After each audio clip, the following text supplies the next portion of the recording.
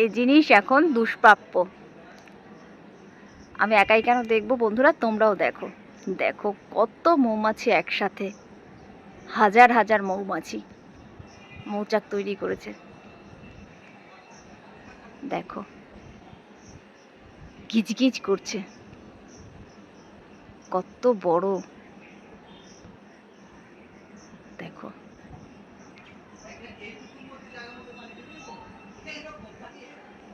কি সুন্দর দেখতে লাগছে, দারুণ না?